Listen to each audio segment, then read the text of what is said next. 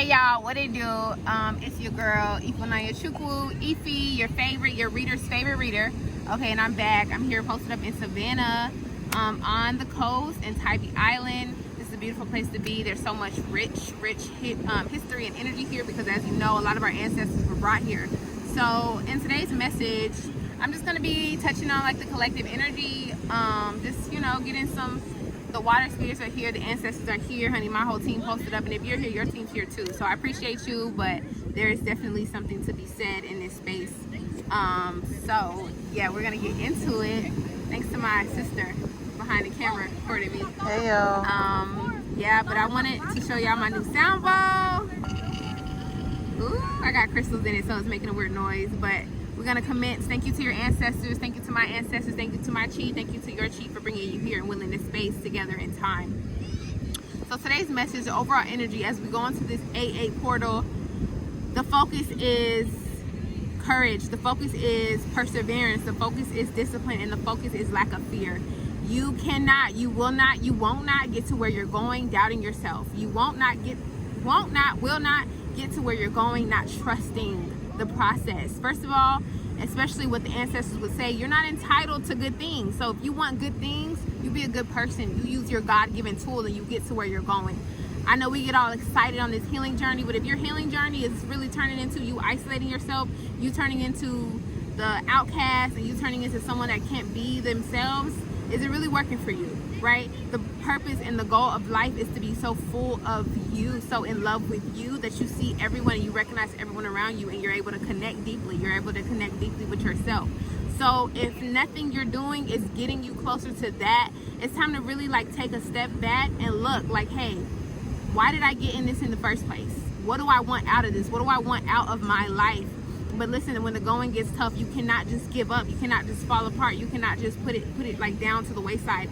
On my run today, I was actually on land that was formerly a plantation, and I was running and I was tired, and it was like a mile in, and I'm like, girl, I'm big, right? Like, what the fuck? Bugs is flying in my face. And it dawned on me as I'm cascaded underneath willow trees that we don't really know fear, okay? Because if you knew fear is when you're hanging by a noose, okay? And you have no choice but to surrender because your next steps have been decided for you. That's really fear. That's when you really give up. That's when you really have no choice but to let go. If you're here and you're breathing and you have limbs and you have breath, like, what is fear? What does that mean? What does that really mean? Because our ancestors, they had it worse. They really knew fear and they still persevered. So we really have to like take any and every little thing, you gotta bring it together and you gotta make it really do what it do. Like, you need to get returned on by life, get returned on by your life. If your life is not turning you on, you need to unplug from other people's lives, because that means you're expending your energy elsewhere. But when it comes to you, you have no room for you, okay? So that's the first message. Another message that I'm picking up is you spend all of your time manifesting love, yet when love shows up, you're not willing to do the work. You're not willing to open your heart. You are really just sorry, my sister's like, oh, triggered. You're not willing to go there. To really deeply love, to really deeply connect, is to be so fucking vulnerable and so intimate it scares you. That's what it really means. If you think that you're gonna have children and have some sacred union and live this like romanticized life, it takes discipline, it takes intuition, it takes perseverance, because like, I think the West and these relationships that we idolize have fooled us into thinking everything's rainbow and sunshine. But if we really knew what it took to keep a union, we would give our parents grace, right? We would give our ancestors grace. If we really knew what it would took to be two poles in a very imperfect structure, if we knew what it was to be human and to love at the same time, we would be less quick to just let go. We would be less quick to just, and in reality, like, it's you. Meaning, if somebody is not doing what you want them to do, if somebody is not being who you want them to be, you need to take a look at yourself. So who am I putting on a pedestal? How am I taking myself off of the pedestal? Who am I giving my power away? How can I re-empower myself? Who did I not fully commit to yet expect fully committed actions from? I'm talking to myself. Okay, right. So yeah, it's really giving that. It's really giving that, because guys, like, It is a fight, but it is a necessary fight, because if we stop, everything after us stops. Everything that was before us ceases to be anything that was worth what they went through. And I want you to know, like, you're not alone, and no, it's not easy, and no, most people are not doing it around you, but because you've been chosen, because you've been led, means you get to do it.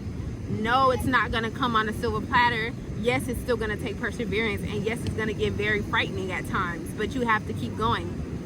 You literally have to, okay? So I'm going to pull one card to wrap up this message. You show them the spread, see if anything, any cards jump out at you. This deck is my Soul's Journey deck. This is my African Goddess deck, and this is Akamara Tarot. Maybe you can pick up some messages from yourself. We are all our own psychics. We are all our own healers. We are all our own intuits, but you have to turn it on. You have to listen to it when it comes to you. You have to praise it. You have to speak life into it. You have to affirm it. You know, it's a muscle, meaning it has to be built daily. It has to be exercised. So we have a fiery climax approaches, full moon in Aries. You are good enough, full moon in Virgo.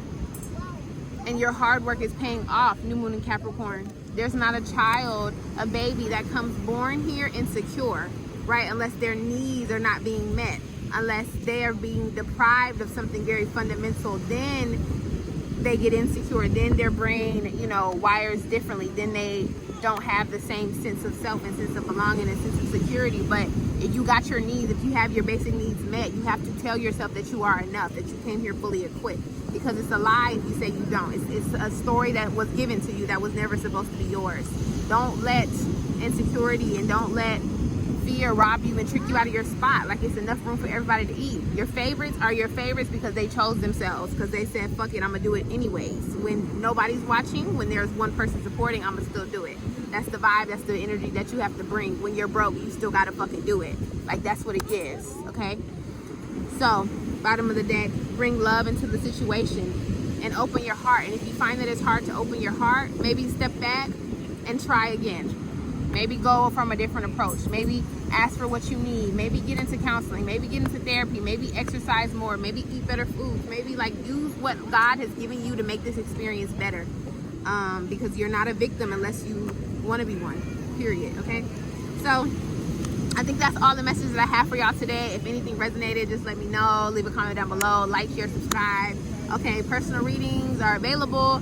I offer moon work, which is a 28-night journey through your own darkness. It is shadow work. It is intimacy work. It is truth work, okay? And if you ever want to get into that and know more about that, you can go to my website, which is down below, and we can schedule a consultation. If you're a rebirthing mama and you want support during that journey, I also am a doula, so I do that, but in my own way. But you can learn more all about that consultation. Everything is on the website, Instagram, and socials. I love to hear from y'all, connect with y'all. Peace.